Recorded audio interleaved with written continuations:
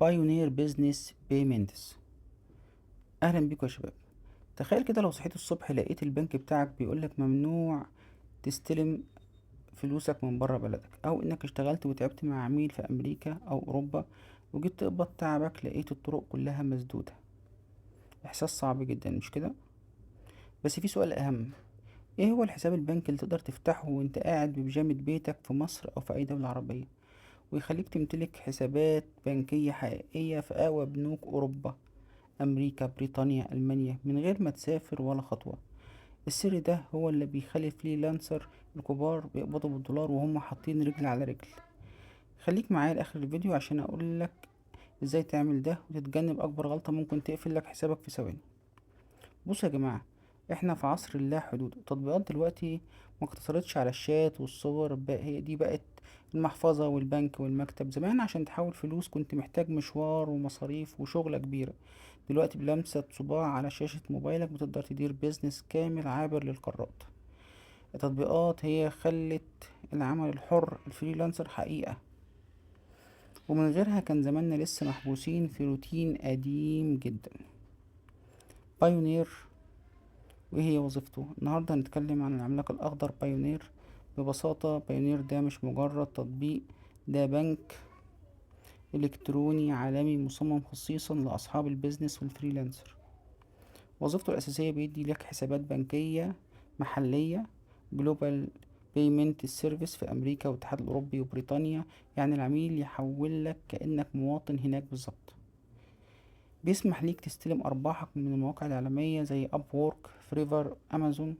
تقدر تطلب منه كارت ماستر كارد تسحب بيه فلوسك من أي اي تي ام في العالم، أو تشتري بيه أونلاين. ازاي تستخدم التطبيق صح عشان ما تلبسش في حيطة والموضوع يمشي معاك تمام؟ ركز في الخطوات دي كويس أوي. التسجيل لازم بياناتك تكون زي البطاقة بالظبط وبالإنجليزي. أي غلطة في حرف ممكن تعطل استلام فلوسك وممكن تضيع عليك كل فلوسك. التفعيل: باينور بيطلب منك إثبات هوية، بطاقة أو باسبور، ووصل من وصلات المرافق أو كشف حساب بنكي. لازم يبقى وصل المرافق باسمك. لو جبتوا وصل مرافق مش باسمك مش هينفع. فلازم تهتم قوي ان يبقى معاك مية، غاز، كهرباء. صورهم بجودة عالية وإضاءة واضحة عشان يتقبلوا بسرعة.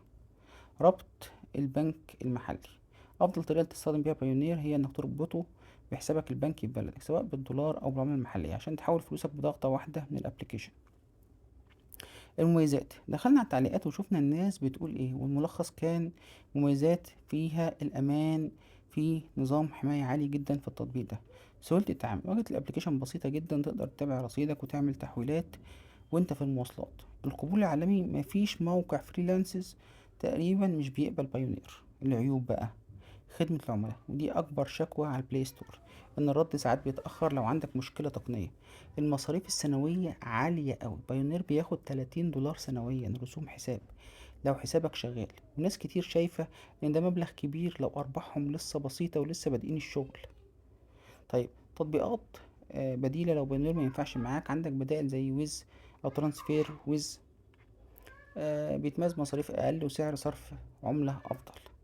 إليفنت برضو تطبيق طالع بقوة دلوقتي وبيدي حساب بنكي أمريكي حقيقي للفريلانسر.